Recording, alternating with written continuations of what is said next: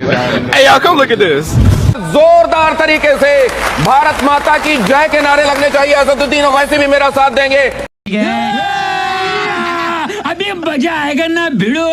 भारत माता की, भारत माता की, भारत माता की। असदुद्दीन ओवैसी, आप पे भी कैमरा था उस समय। हाँ, मैं नहीं बोला तो मैं बोलूंगा हिंदुस्तान जिंदाबाद, भारत जिंदाबाद, जय हिंद बोलूंगा मैं। ये मेरा फंडामेंटल राइट है। बहुत धन्यवाद आप सभी का मेरे साथ आज। बीजेपी के स्पोक्स पर्सन बन जा रही है। सुनिए जरा, सुनिए नहीं, सुनिए मैं बोले गलत है वैसे। साबरी माला का जजमेंट सवाल पसंद ना आए तो नहीं, मुझे आपके हर सवाल पसंद है, मुझे आप पसंद है।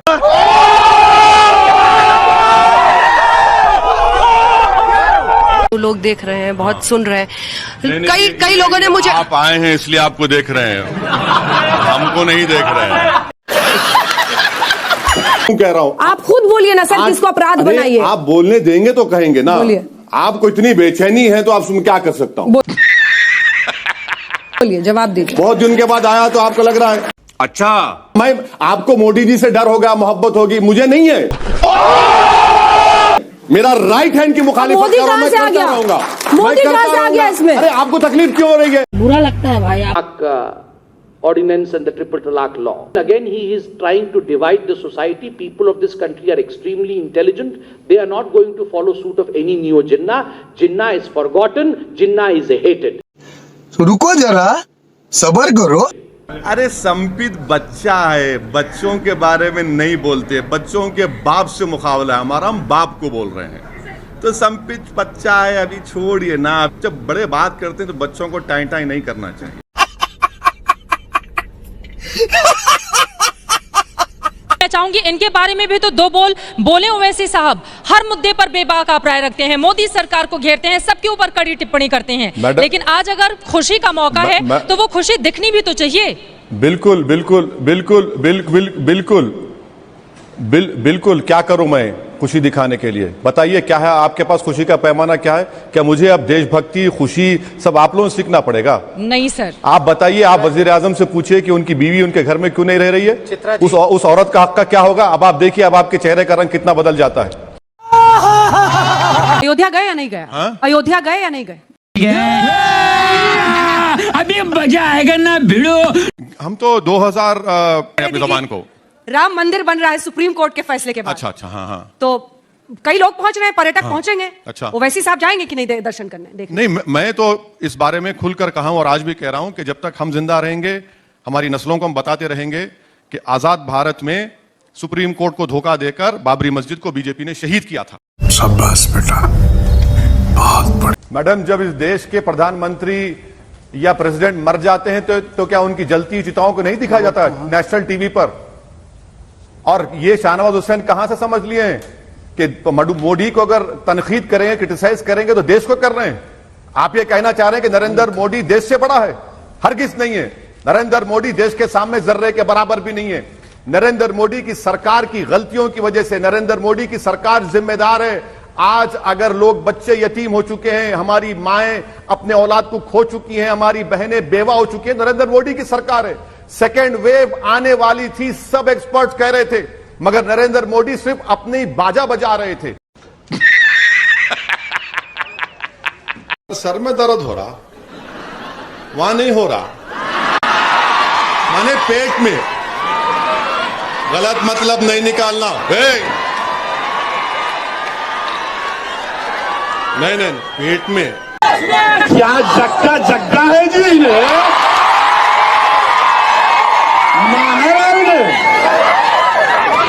हमको जेल को भिजा के बहुत कुछ हुआ, भिजाया। अरे मैं बोला, तू क्या जेल को भिजाता रे? हम तो मरने तैयार है अपने काज के लिए। फसाद यहां पर हुआ 2012 में, मजलिस गई, लड़के इंसाफ दिलाया। आप बीजेपी में चले गए थे, अम्मा की पार्टी में गए थे।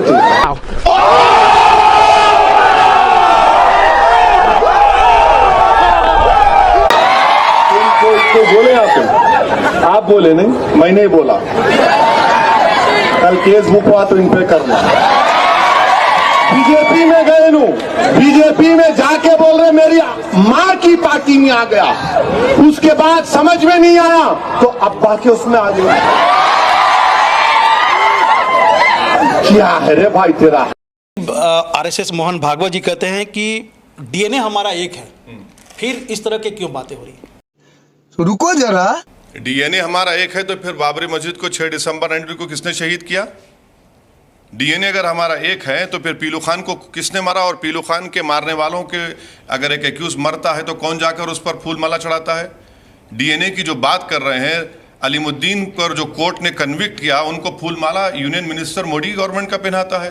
रगबर को मार कर जिस्म को जलाकर एक्यूज को जब लाया जाता है राजस्थान कोर्ट में तो कौन भगवा लहराता है?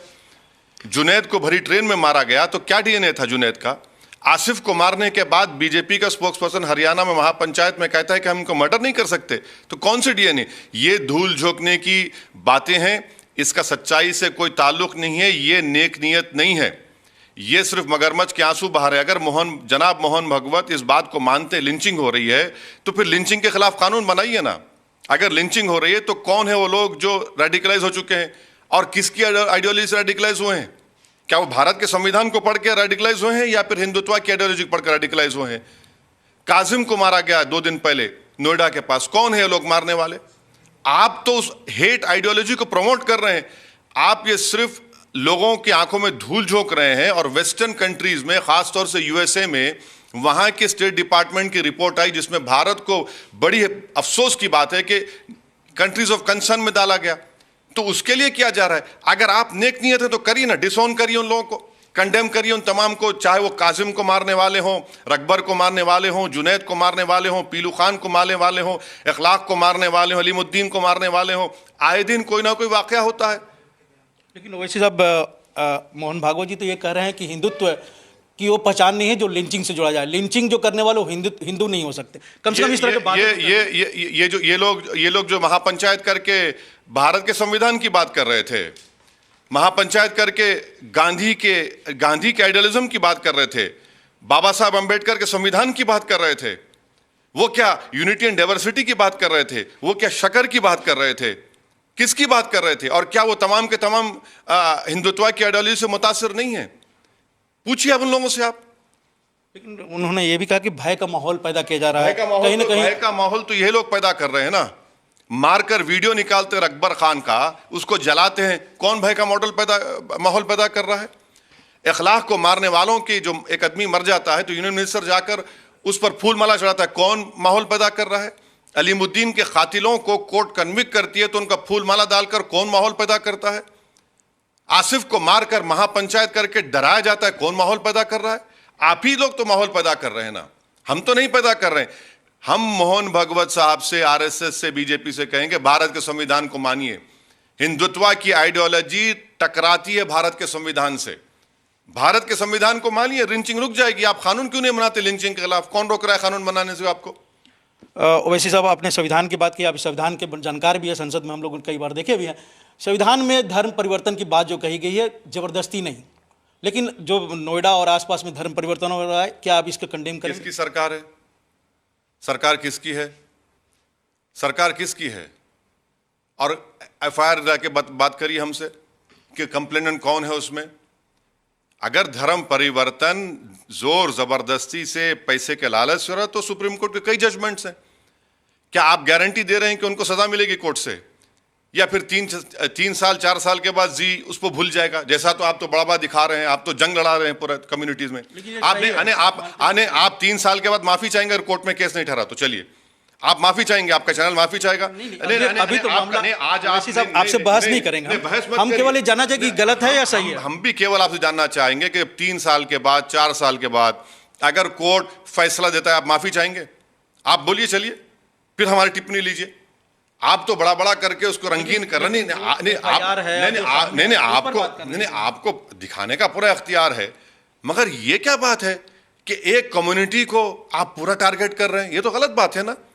अगर कल कोर्ट उनको बेगुनाह साबित करता है, क्या करेंगे जब आप? लेकिन अभी तो एफआईआर हुआ है। अरे एफआईआर हुआ नहीं, सुनिए, एफआईआर हुआ है ना, कोर्ट डिसाइड करेगा आप तो नहीं डिसाइड करेंगे स्टूडियो में बैठकर नहीं, हम एंकर कोई decide नहीं ना, हम करेंगे। डिसाइड करेंगे, कोर्ट डिसाइड जो हो रहा है वो करें। नहीं हो रहा है। अरे कोर्ट डिसाइड करने दीजिए ना, कोर्ट को डिसाइड करने बात करेंगे। ओवैसी साहब एक आखिरी सवाल रहेगा। योगी आदित्यनाथ कह रहे हैं कि ओवैसी साहब बहुत बड़े नेता हैं वो तो, और आप कह रहे हैं 100 से ज्यादा सीटों पर लड़ेंगे, लेकिन योगी कह रहे हैं कि ओवैसी बड़े नेता है, फिर भी बीजेपी वहां 300 सीटों से ज्यादा घोड़ा मैदान आगे है। यूपी की जनता इस बात को देख चुकी है कि कोविड के सेकेंड वेव में योगी सरकार उनको ऑक्सीजन नहीं पहुंचा सकी, उनको दवा नहीं पहुंचा सकी, अस्पताल में बेड नहीं दिला सकी, शमशान में लकड़ी नहीं पहुंचा सकी, कब्रिस्तान में जमीन नहीं फराहम कर सकी, और गंगा पर लाशें तीर रही थी और नदी के किनारे कुत्ते लाशों को खा रहे थे। You are right bro.